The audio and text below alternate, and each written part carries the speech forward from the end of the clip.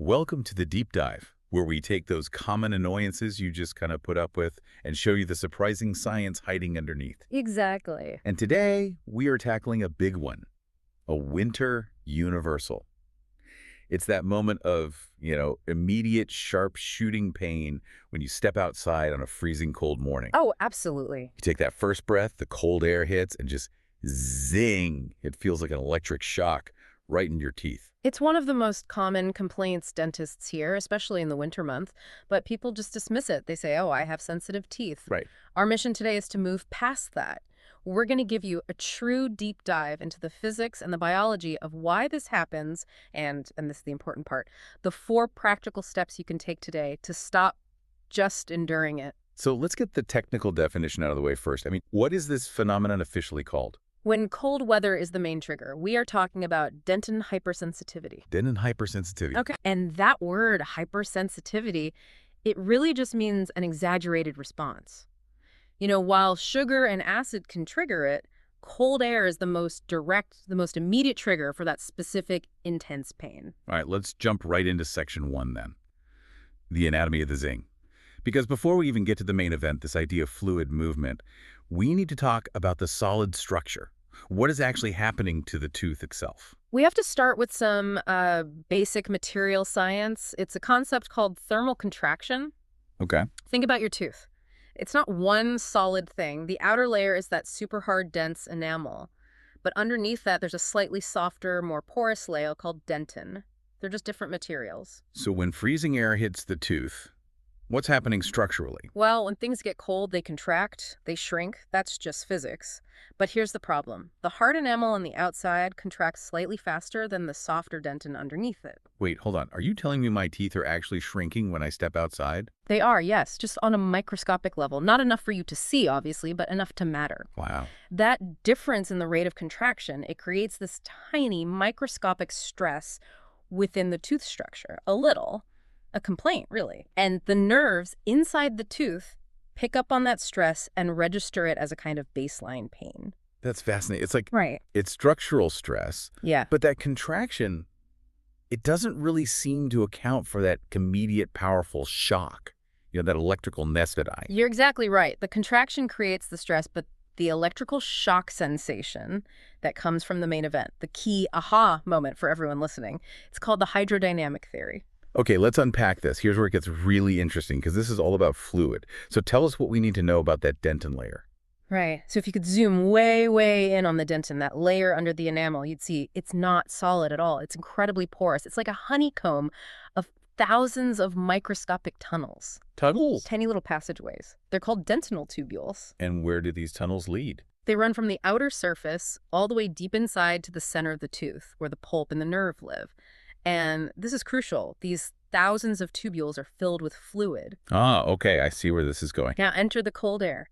So when that freezing air hits the tooth, what happens to the fluid inside those microscopic passageways? It moves, and it moves fast. It's a rapid, strong movement, almost like an aggressive suction. So the cold isn't really reaching the nerve directly. It's the movement of the fluid that's the trigger. Precisely. That rapid fluid movement acts like a powerful tug. It pulls directly on the nerve endings deep inside the tooth and immediately activates them. The brain gets this signal not as cold, but as that instant, sharp, intense pain, the zing. That makes so much sense. But why doesn't this happen to everyone all the time? Why only some teeth or some people? It all comes down to protection. The whole theory relies on cold air hitting exposed dentin.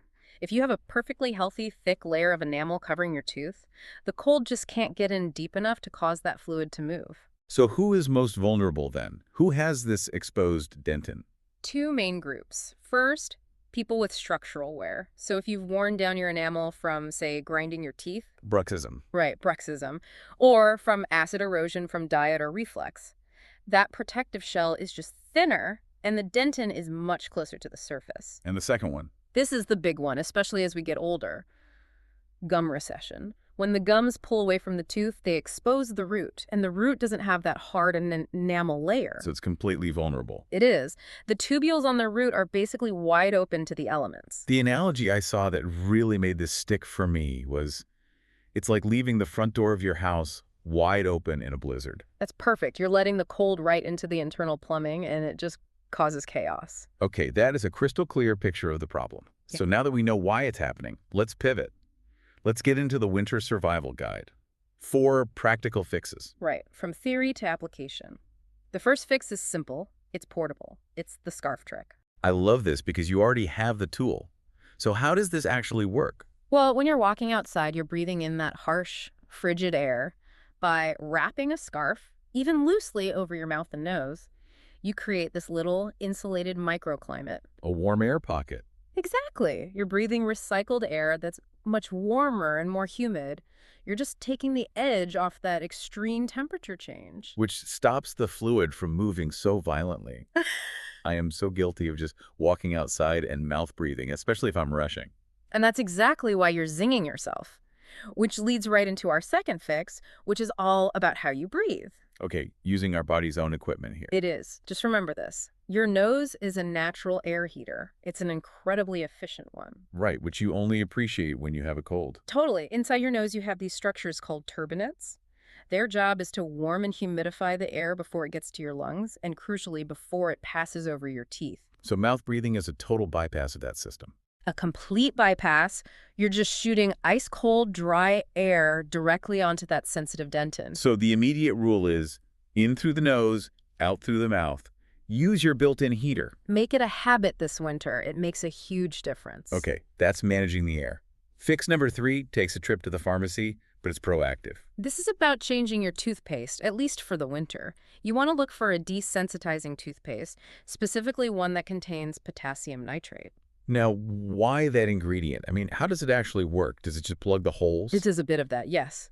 The paste itself can physically block the openings of some of those tubules, but the potassium nitrate does something more. It acts directly on the nerve. Oh.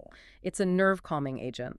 The potassium ions seep down into the tubules, and they basically make the nerve less excitable. So it's not just a wall. It's a chemical that calms things down. Exactly. It makes the nerve less reactive to that hydrodynamic tug. And there's a really important pro tip for using these pastes. The non-rinsing rule. That's the one. After you brush, don't rinse with water. Just spit out the excess toothpaste and leave that thin film on your teeth, especially overnight. Why?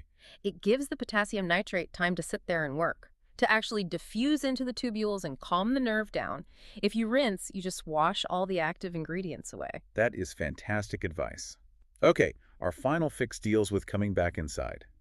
The danger of what you call thermal shock. This is a huge one. You come in from the freezing cold, and the first thing you want is a scalding hot cup of coffee or tea. You're reversing the temperature swing, but just as dramatically. You're going from freezing contraction to hot expansion in seconds. And when you do that over and over again, the cumulative stress causes something called crazing. Crazing, what is that? They're microscopic hairline cracks in your enamel. The cold pain from outside was temporary. This is subtle, but it's permanent structural damage. It weakens the tooth over time. So the advice is just have some patience. Let that hot drink cool down to just warm before you start sipping. The few minutes you wait could save your enamel in the long run. This brings us to a really crucial distinction, though.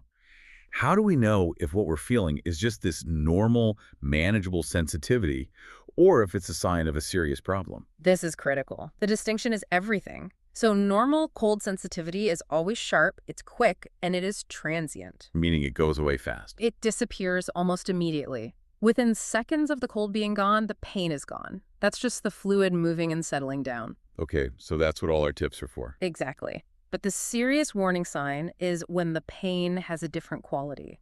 If the pain is throbbing, like a heartbeat in your tooth, or, and this is the big one, if the pain lingers for minutes or hours after the cold is gone. So if I drink something cold and my tooth still hurts 5 minutes later, that's a red flag. That is a major red flag. Another one is if the pain is bad enough to wake you up at night. That kind of lingering, throbbing pain is not just sensitivity. It almost always indicates a deeper problem. And what kind of problem are we talking about? We're talking about the nerve tissue itself being damaged or inflamed or even dying. It could be an infection, deep decay, or a significant crack in the tooth. Something that needs a dentist. So the rule for you listening is, if the pain doesn't stop immediately, make the call. You have to rule out a bigger issue before you just assume it's the winter weather. This has been incredibly clarifying. We started with this.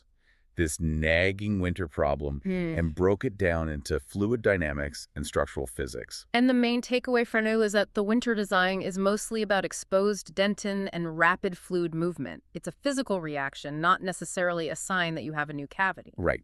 And by understanding the mechanism, that hydrodynamic theory, you can actively manage the pain. Yeah. You don't have to just suffer through it anymore. You can build a barrier against it, use your scarf, breathe through your nose, let that toothpaste do its job. So let's leave you with a final provocative thought, building on that structural damage we talked about.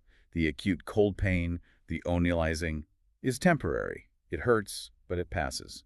But the sources really highlight the danger of crazing, those subtle microscopic cracks from going from freezing cold to boiling hot.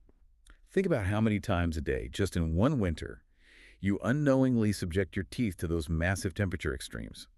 You might not feel the damage happening in the moment, but those tiny cracks are cumulative and they're permanent. There's something to mull over the next time you rush inside and immediately reach for that scalding cup. We'll catch you on the next deep dive.